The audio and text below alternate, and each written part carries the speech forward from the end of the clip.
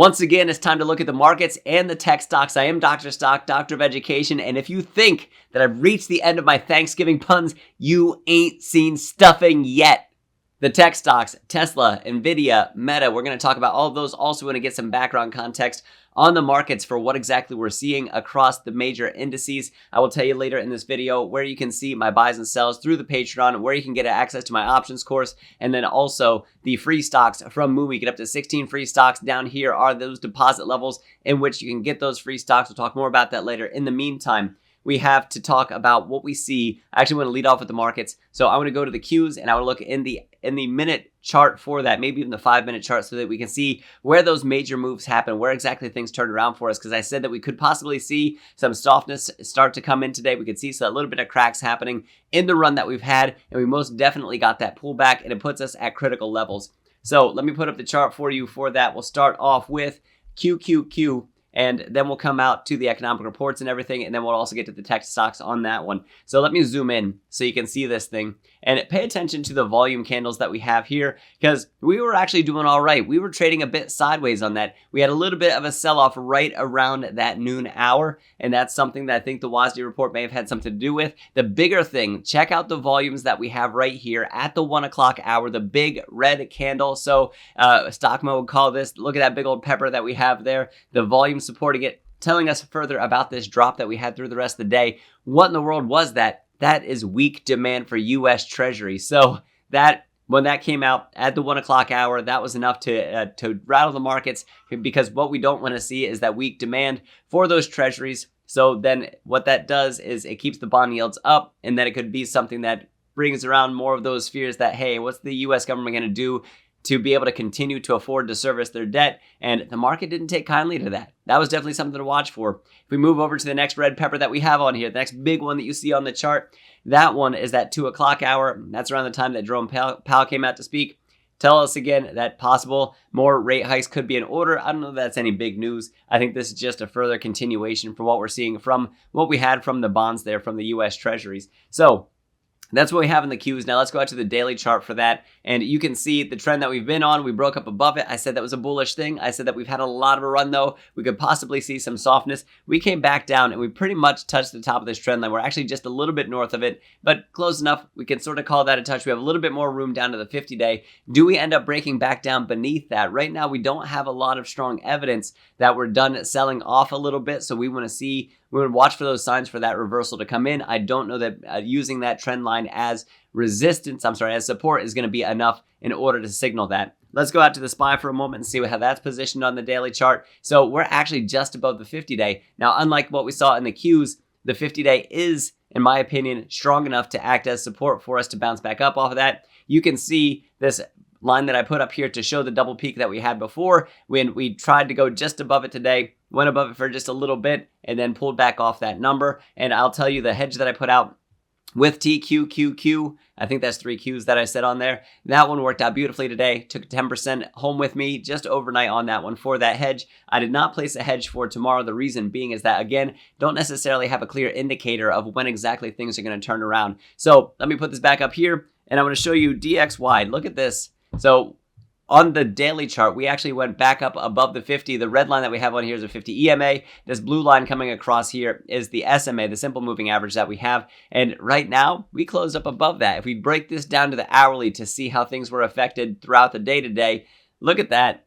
That run that we had up for the strength of the US dollar, not great for the markets. We were back up above that 200 hour, possibly leading towards a golden cross moment. Should that happen and we get a lot more strength coming out of the US dollar, that can put downward pressure on the markets. We absolutely need to be watching for that. The US 10-year yield, look at this one as well. So for this one, right here's that noon hour, there's 1 o'clock that we ended up getting a spike for that, and then we ended up still going up into this. It is currently showing sort of in that overbought area right up above the RSI that we have here. Where do we say? Let's zoom out so we can see a little bit more context of where that puts us. So we actually broke back up above. I was hoping that we would see 4.55, 4.56, sort of as being where we'd find the top of this channel. However, this bearish channel, we smashed right through the top of this thing. And what did it take in order to do that? Well, we saw it happen right around noon. We saw it really take off right around 1 o'clock. So that for those yields going back up, not the greatest thing for us. And we saw that sell happening in the markets. Let's move from there. And I would just want to bring up this real quick. So how am I playing this market? You can see my buys and sells over at the Patreon. That link is down in the description. You can also be part of my Discord community that's over there. And I will be updating my Nvidia stock price prediction and earnings forecast for their earnings coming up. And I'll be showing the technicals on that in just a moment here. Moving on, portfolios amplified. If you want to learn how to amplify your portfolio using the power of options, you can get access to my options course over there right now. The applications, I have the video recorded. Going to be putting that up very soon for you. And then the free stocks from Moomoo. Check them out. 16 free stocks. Down here's the deposit levels. Each stock valued up to $2,000 a piece, plus a free share of SoFi on top of that. That said, guys, thank you for your patience. And let's get back to a trading view here. There we go. And we're going to put up Tesla first. Tesla, USBC came out and gave it a sell rating and said that right now it's currently like 33 or 34% overvalued. And you can see this that I have drawn on here. What I said this morning, before we saw this selling happen, I said that right now, with this pattern that we had to watch and see what side of the trend line we break out of. Should we break through the top of this thing that's bullish? We didn't. Should we break down through the bottom of this thing? That could be bearish. USBC really came out and helped us push us down in that bearish direction. So anybody putting out those put options really capitalized on that. So I think that's very much worth checking out. Now, what about a turnaround? What I will say from what we're seeing on the charts right now is that I don't see a time frame where we have a clear indication that we're ready to reverse and head back up on this. I don't see a clear indication that the selling is going to keep going. On the hourly chart, we went well oversold on this. However, we recovered, and now we're coming back into that normal bearish territory. So we want to watch that RSI continue to climb. If we go out to the daily chart on Tesla to see where we're at, this is something I look at more on a day-to-day basis. Today was a big old day down below the 200-day, and I said back here that crossing back above it would be bullish. We survived for a little bit. We retested it. We were okay for a while, sort of traded sideways on it. And today, that was enough, kind of straw that broke the camel's back. It was kind of fragile in the first place. So somebody coming out, giving a low price target on that was enough to put that downward pressure on. And we really want to watch for how we're approaching this. So you can see the RSI never did cross 50. We never actually got a signal that it was time to buy back in, that we're going to get that reversal, at least as per the daily chart. Coming over the oversold condition, yep.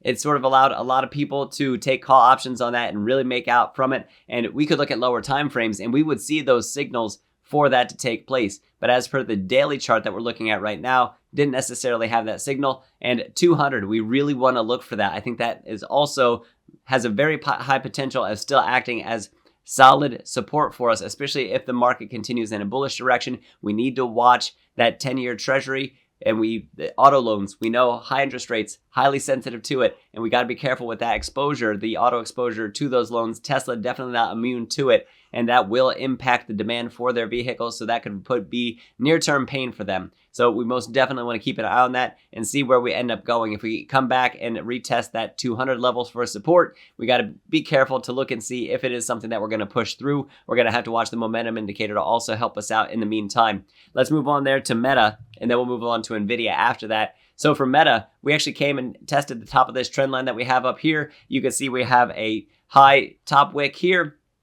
very narrow body, sign of reversal, possibly coming up for us. We actually still have bullish momentum. Let's break it down to the hourly chart that we have here, because look at what we have going on in the after hours for Meta. Not exactly sure what the catalyst is yet, but we got a decent sell. There you can see a little bit better. Here, let's break this down to a 15-minute chart. You can see it even better for what's been going on with Meta in the after hours. Then we had that sell currently down to about 316. Where did we close? We closed this thing. Let me put my candle here. Look at the close. We closed at $321, and we're currently down $5 in the after hours. And so that was interesting to see that drop take place for Meta. I think that there's something going on there. I don't know if we have that news. If as I look at it, I don't see anything coming up here, but it is something I want to look further into for Meta to see what exactly is going on. Let's go back out to the daily chart and see what we can expect coming up from Meta. So looking on here, we have a decent amount of room. Should we go back up to the top side of this right around 325, that'd be about $9 up from where we sit right now as we look at it to retest this peak. And we got darn close to a double top on this. We know the overall indices had the double top in the SPY and QQQ. So this could be kind of going along with some of that weakness. Where do we go from here? Well, looking down from there, 310 all the way down to 305, I would say 300 is really where you find that critical support coming in. Should we drop down below 300, then you can see the sort of softness that we get down below 300. These either we have a huge dip here with the candles, or that we have these long wicks that it does tend to rubber band very quickly back up to those levels. So 300 is actually right about here. So let's bring that top line down this way. so we can show where 300's at. That's a 5% fall, about from where it is in the after hours right now to get to that level, which would be very significant for a drop.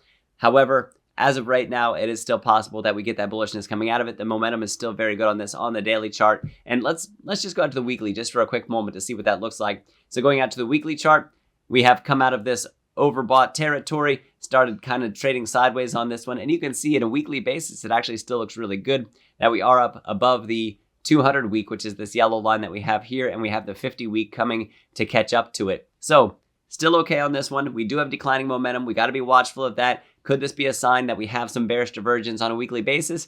Maybe. We can sort of see an uptrend happening right now in the prices on a weekly basis. So we have the prices going a little bit like that.